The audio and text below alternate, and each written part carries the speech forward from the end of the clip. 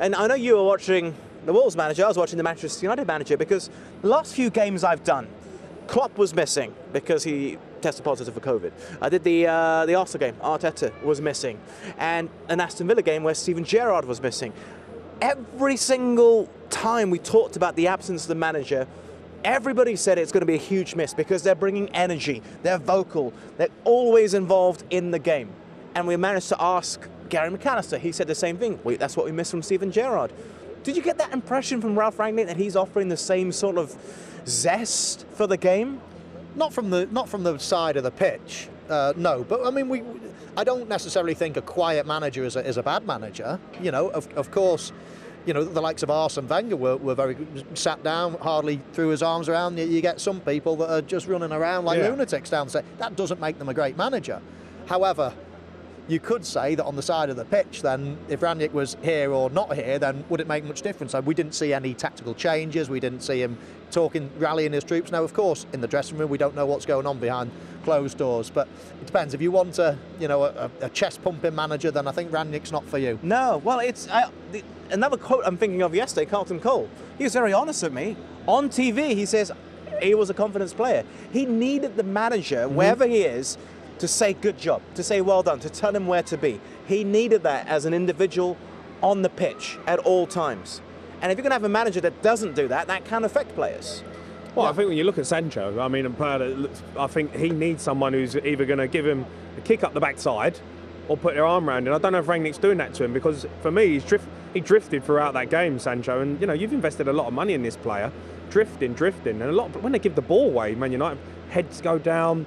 It's like they don't believe that they want the ball. For me, as a manager, you've got to give them the belief. You've got to give them that bravery to be like, come on, come and get on it. Well, let me ask this. Do you have belief in the current Manchester United manager? Because looking at their recent results and who they've played and today, and even some of those questionable substitutions, because chances created, Greenwood was having a great game, yet he gets hooked off. Yeah, strange decision that for me. I thought Greenwood actually played okay, and he dragged him off. The fans didn't like it. I think they wanted to see, Sancho probably come off. He ends up coming off, but look, it's still early days for Rangnick, of course. And you talk about has he stamped his philosophy in yet? What is their philosophy? What is the identity? I've not seen it today. They played against 3 poor sides, got results. Today they got found out. That system for me, absolutely, you cannot play against the good sides of the Premier League. Are you fully sold? Well, I think we've got to see. I think what Rangnick needs is more time on the training ground. Yes, they had a patch where they weren't playing, but they weren't training either. It was close. Carrington was close. Exactly, and I think that's what they need now. I think if you look over the last decade or so since Alex Ferguson left, we've seen some of the best managers in the world here, and none of them have really got it right. They've all struggled. So it's very difficult to just say, yeah, he's not good enough after a few games. We need to see what happens in the future. He needs to get time on the training ground to implement his new style. But that's what Manchester United need. They need their identity back. They need a style of play. And you need to see progression in a way, them to be brave again. At the minute, it just feels like they're just going week to week, playing the same old thing and muddling through. It's desperate. I mean, Michael said it at half-time. It's desperate. That's what it looks like to me. And he hits the nail on the head. Like, Man United look desperate in what they're trying to do. Every time they go forward, it's get the ball to Fernandes, try and get one in the box for Ronaldo or Cavani. Now, what is their identity? You look at the managers who are doing great in the Premier League, every single one of them has an identity and they don't go away from it. Conte coming at Spurs, instantly, you know their identity, you know what they're about. Klopp, Guardiola, they've all got it. And just picking up on that, because you've mentioned since Alex left, your former manager here, they've brought in some of the best managers in the world. But at that point in time, were they still in that category? I mean, Mourinho and what happened at Chelsea, that was combustible to say the least. Van Gaal probably not at his peak of his powers anymore. Whereas when you look at Klopp coming in, his stock was still very high. Thomas Tuchel, his stock was very high. Champions League final the season before with PSG. Guardiola, I mean, we don't need to go into detail about him. Well, I think it's very fair to say that if the likes of Thomas Tuchel, the likes of Jurgen Klopp, if the likes of Pep Guardiola were the Manchester United manager, we'd be seeing better performances. I'm pretty sure of that. I think that the managerial situation for many years now has been poor. The appointments, I think some of the buys, the transfer buys have been really poor. I think that just the structure, the whole structure of the club really, since David Gill and Sir Alex Ferguson left at the same time, everybody fixes their eyes on the manager and say who's going to replace him. potentially the biggest gap was filled by David Gill. There's nobody at board level now that really has an idea about the football side of things. So the whole structure needs changing, not just the football side, or needs bringing up to speed. So I think it's very fair to say, yes, they've gone out to get the best on the market. They went and spent the money on Mourinho, on Van Gaal and other managers. None of them have really worked so far. But I can't stand here and say that those players are playing to their top of their potential. I mean, you look at them, they're playing international football, they play much to higher standard. Half of them have been bought from elsewhere, they're playing at a higher standard from the clubs. They all seem to dip when they come into the Manchester United team, and that's got to be down to the coach.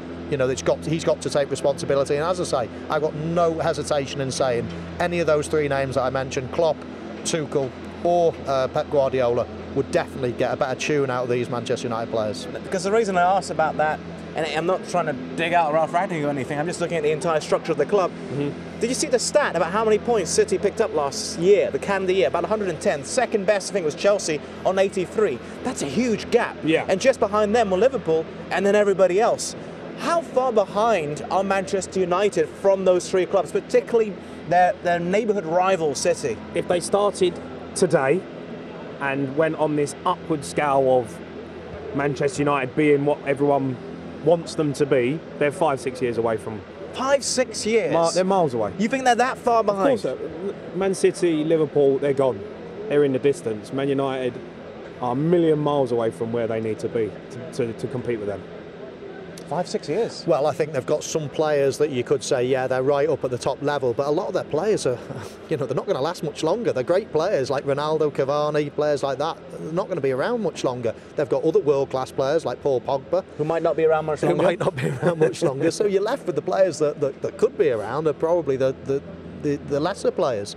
So yeah, they're a fair way away. And then you talk about the actual structure of the club and implementing that winning mentality again and that leadership again. And you look around and you think, wow, you know, in virtually every facet of this club needs improvement. Yeah, it's just amazing.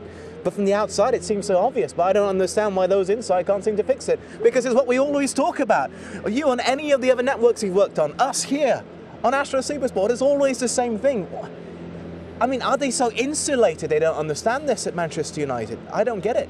Well, I suppose it comes from the top, doesn't it, in terms of implementing the right people in the right places, and that person at the top at the moment is just about to leave or has left. Well, yeah, he might become a consultant, but what about higher up from there? What about the owners? Well, that's, you know, that playing football is and understanding football is not really their, you know, it isn't. Okay, but the reason the reason I say this is you look at owners of other clubs, they come out and they give statements, they give talks. The Glazers, I mean, they really don't say much to try and at least appease the fans, to try and get them on side. Well, absolutely, and that's, again, it's a different matter and it's a different subject, you know, appeasing the fans, keeping everybody happy, you know, having a great feel about the club, being positive. I mean, we looked at each other halfway through the game and thinking, even the fans don't really believe in this team. You know, there's no belief about the whole place. Manchester United back in the day, I mean, if it was 93 minutes on the clock, you say, how many more are they going to score? I mean, it's not, are they going to score? And that runs deep through a club. And at the moment, there's no belief, there's no structure, there's nothing at the club, and it's going to be a long building job.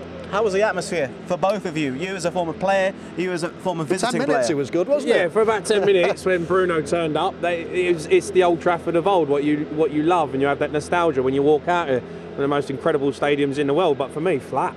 They don't believe in this side. They don't believe in this system. They don't believe in the identity of the football club, where it's going. They got a long, long way to go. And you know, you talk about, you know, people in the game and bringing in Rangnick. There's a lot of imposters in football, a lot, and I think a lot of them have been at Man United recently. The manager, do you think he'll be the man in charge on the touchline next season? No. Because no. Absolutely Because he's supposed to have a position elsewhere, but he refused to rule out the fact that he could be in charge. Well, of course you're not going to rule it out. You're the man. If you do well and all of a sudden you're getting the opportunity and you're getting offered the job, like Ole Gunnar Solskjaer did. It's Manchester United. It's the biggest, if not the biggest job in the world. You're not going to turn it down if all of a sudden results go your way, you get the team plan, then you're going to take the job. But no, I can't see it. It's a very strange situation as well, isn't it? In that if the manager is actually good, does a good job, then of course he's going to stay as the manager.